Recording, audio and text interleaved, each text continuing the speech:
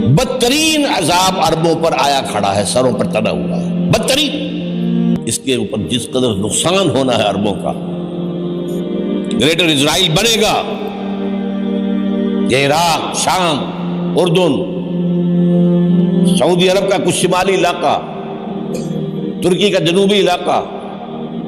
مصر کا صحرائے سینا، اور اس کے ساتھ ہی جو بہترین اس کا زرخیز ترین علاقہ ڈیلٹا آف نائل، یہ سب یہودیوں کے قبضے میں جائے گا۔ یہ کہ بھارت کے ہندو کا یہ ڈکلیئرڈ آبجیکٹو ہے کہ اس زمین کو پاک کرنا ہے، یہ نجس ہیں، یہ ملچ ہیں مسلمان، اور ان کو یہاں سے ختم کر کے دم لینا ہے۔ کشمیر کچھ اور ہو جائے گا، یہاں کوئی اسرائیل وجود میں آ جائے گا، کوئی یہودیوں کو اور امریکن کو قدم جمانے کا موقع مل جائے گا۔ جب یو ایس ایس آر کا خاتمہ ہوا تو پوچھا گیا تھا نیٹو چیف سے، اب کس لیے تمہارا وہ دشمن تو ختم ہو گیا، اب ہمیں اسلامک فنڈامنٹلزم سے نمٹنا ہے۔ وہ جانتے ہیں خطرہ یہی ہے، اب اسلام ابھر سکتا ہے، مسلمانوں کے سینوں کے اندر وہ آگ ہے، اوپر خاکستر آ گیا ہے، تمہیں اٹھانا بیٹھنا، یہ اندر تو انگارہ ہے، اوپر سے راکھ ہے، اس سے دھوکہ نہ کھا جانا۔ نوجوان خون اٹھے گا، غیرت اور جو بھی حمیت ہے۔ مسلمان ان پڑھ سے ان پڑھ اور بالکل بے دین، وہ بھی مسجد کی حرمت پر کٹ کرنے کو تیار ہو جاتا ہے۔ مسجد تو بنا دی شب بھر میں ایمان کی حرارت والوں نے، من اپنا پرانا پاپی ہے، برسوں میں نماز ہی کرنا سکتا۔ وہ چاہے کانپور کی مسجد سے مسلمانوں نے جانے دی ہے، چاہے وہ شہید گنج کی مسجد کی مسلمانوں نے جانے دی ہے، چاہے نماز نہ پڑھتے ہو، لیکن یہ جو حرمت اور یہ جو حمیت، یہ جو غیرت ہے، اس سے جو طوفان اٹھے گا یہ ہوگا اس ملحمۃ العظمیٰ۔ ملک اسلام کو، اسرائیل کو تسلیم کر لے، پاکستان کبھی نہ کرے، اس لیے کہ پاکستان اسرائیل کے توڑ کے طور پر وجود میں آیا ہے۔ اللہ نے اسے اسرائیل کے وجود میں آنے سے 1 سال قبل وجود بخشا ہے، ہم کبھی تسلیم نہیں کریں گے۔ اصل میں تو جنگ ہمیں کرنی ہے، مقابلہ ہمیں کرنا ہے۔ یہ اسی علاقے میں جب انقلاب آ جائے گا، یہ علاقہ خراسان اور پاکستان، جب یہاں نظام خلافت قائم ہوگا، یہاں سے اسلام کی توسیع ہوگی۔ جی ڈاکٹر اسرار احمد مرحوم کی گفتگو آپ نے سنی، چند کلپس آپ نے سنے، کیا پیشن گوئیاں جو آج کے دور میں پوری ہوتی ہوئی نظر آ رہی ہیں، اور کس قسم، اور یہ سب آپ نے بھی ایک وقت گزارا ان کے ساتھ، جی اللہ بھی سنا ایک ڈاکٹر اسرار صاحب بہت میرا خیال ہے کہ میں 66 سال تو میری عمر ہے، اور کم از کم سے 50 سال تو ہوش کے سال ہیں، کم از کم 15-16 سال کی ایسے ہی ہم ان چیزوں کی طرف چلے گئے تھے۔ تو 50 سالوں میں تو مجھے کوئی ایسا بڑا آدمی اس لیول کا اوریٹر وتھ کانٹینٹ نظر نہیں آیا۔ اللہ کے دین کو جس طریقے سے انہوں نے سمجھا، خاص طور پہ قرآن کو جس طریقے سے سمجھا، اور صرف قرآن کو یہ نہیں ہے، ایک تو ہم تفاسیر پڑھتے ہیں کہ ان کے آپ نے پرانی کی پرانی چیزیں اٹھائیں، یہ اس کے مطالب ہیں، یہ اس کے معنی ہیں، یہ اس کی باقی چیزیں ہیں، اس کے ساتھ ساتھ حدیث کو ریلیٹ کیا، لیکن موجودہ دور کے ساتھ جتنا انطباق انہوں نے کیا ہے۔ اور پھر سب سے بڑی بات یہ ہے کہ ڈاکٹر صاحب کی کوئی ایسا ماڈرن ڈے علم نہیں تھا، خواہ وہ اسٹرانومی ہو، خواہ وہ میڈیکل سائنس ہو، خواہ وہ فزکس ہو، خواہ وہ کوئی چیز ایسی نہیں تھی جس میں ڈاکٹر صاحب کی گرپ موجود نہیں تھی۔ اور اس کے ساتھ ساتھ قرآن کے ساتھ ساتھ ان کی دوسری اہم ترین چیز تھی، اور وہ تھی فتن کے دور کی، جس کی وجہ سے میں ان کے بہت جیسے کہتے قریب ہوا تھا، اور ان سے کبھی کبھی اس بات پہ ڈسکشن بھی ہوتی تھی، ان کا بہت وسیع نالج تھا۔ تیسری چیز جو تھی، اور جس کا مجھے آج تک قلق رہے گا، کہ ان کے آخری زمانے میں ہم نے سوچا تھا کہ ایک پروگرام شروع کیا جائے حکمت کے نام سے، اور اس میں ایک تھے علامہ اقبال کے فرزند ڈاکٹر جاوید اقبال، اور دوسرے تھے ڈاکٹر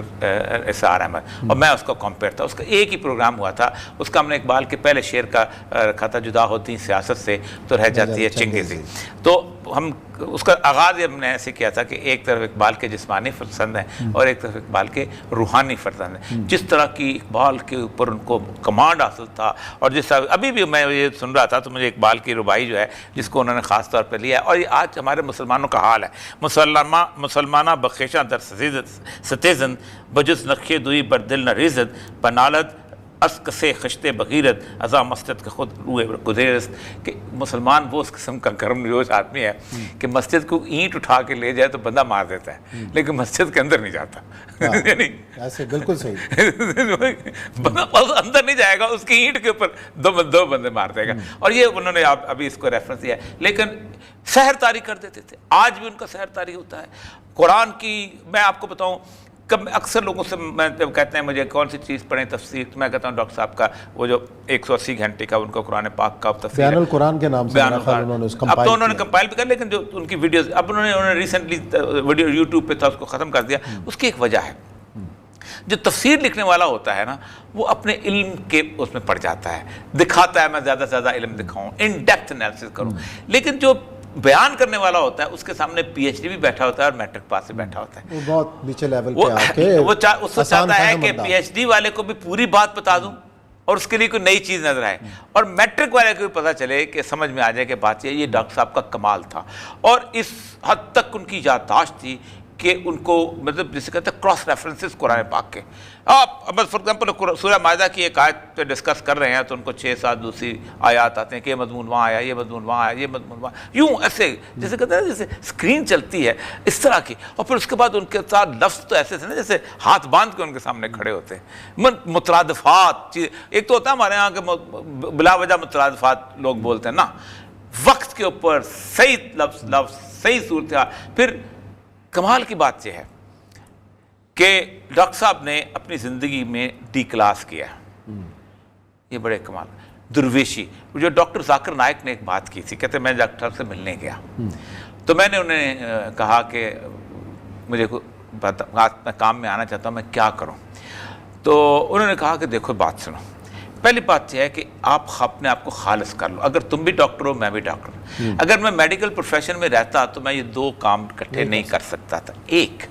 دوسرا ایک بات یاد رکھو، اپنی ضروریات کو کم سے کم کر دو، اگر تم نے ضروریات کم سے کم نہ کی تو تم حق نہیں بول سکو گے۔ 1.5 مرلے سے بھی کم کی وہ جگہ تھی جس میں ڈاکٹر صاحب رہتے تھے، اور ان کا جو ایک بیڈ تھا جو سخت قسم کا وہ بیڈ ہوتا تھا جس میں وہ سو نہیں پاتے تھے، اور ساتھ ایک صوفہ کم بیڈ پڑا ہوتا تھا جس میں کوئی بندہ آ کے بیٹھ جاتا تھا، اور وہی صوفہ کم بیڈ رات کو ایسے کھول کے ان کی زوجہ جو ہے اللہ تعالیٰ ان کی زندگی میں وسعت دے اور ان کو قائم رکھے، ان کے بچوں کے سامنے پہ وہ سویا کرتے تھے، اور ڈاکٹر صاحب کے پاس کوئی ڈرائنگ روم نہیں تھا، ڈاکٹر صاحب وہاں سے نکلتے تھے اور وہ دفتر میں آ کے ملاقات کرتے تھے، اور وہ سارا دن اس سارے معاملات کے اندر۔ پھر آخر میں ظاہر بات ہے ان کے ہاں وہ بہت زیادہ چلنے پھرنے کی بہت زیادہ ان کو وہ محنت کام اس طرح کا تھا، اس کے باوجود بھی کون سی ایسی جگہ ہے جہاں ڈاکٹر صاحب گئے نہ ہوں؟ اور پھر آپ سوچیں کہ اس لیول کے وہ ڈاکٹر تھے کہ ان کو کہا جاتا ہے کہ ڈاکٹر امیر الدین جو بڑا نام ہے نا، یہ وہ ڈاکٹر بننے گئے تھے، ان کو بیمار ہو گئے تھے جس وقت ان کا آخری وائوا تھا، تو ان کے ٹیچرز نے کہا تھا آپ صرف ایک دفعہ رکشے پہ یا اس پہ ٹانگے پہ بیٹھ کے میو جو کالج کنگڑ میڈیکل کالج کے دروازے پہ آ جائیں، ہم آپ کو پاس کر دیں گے، لیکن وہ نہیں ہو سکے تھے۔ پھر انہوں نے عربی سیکھی، پھر ان کا کسی مدرسے میں نہیں پڑھے ہوئے تھے، ایک ہاں ان کے بھائی دیکھیں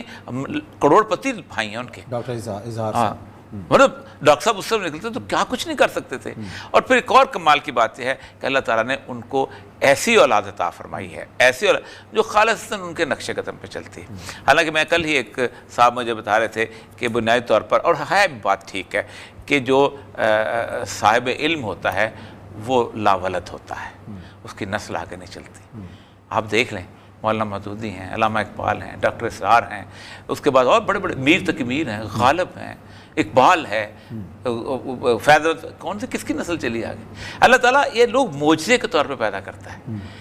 کہ دیکھو نہ اس کا باپ ایسا تھا نہ اس کی اولاد ایسی ہے، یہ میں نے دیا ہے تحفہ اس قوم کو۔ تو اس لیے جو لوگ یہ کہتے ہیں کہ ڈاکٹر صاحب مزید ڈاکٹر کیوں نہیں بنا دیے، اس طرح کے اپنے سے بندے کو بھی بنا دیے، مولانا مودودی نے ویسے مولانا مودودی کیوں نہیں، اقبال نے ایسے، اقبال نہیں بنتے ہوتے، لیکن لوگ تو تیار کیے ہیں، ڈاکٹر صاحب نے بھی کیے، مولانا نے بھی تیار کیے، اور آج وہی ان کا پیغام لے کے آگے چل رہے ہیں۔ نہیں ناظرین، اسی نوٹ کے ساتھ پروگرام ختم کرتے ہیں، انشاءاللہ پیر کو ملاقات کریں گے نئے موضوعات کے ساتھ، اپنا خیال رکھیے گا، اللہ حافظ۔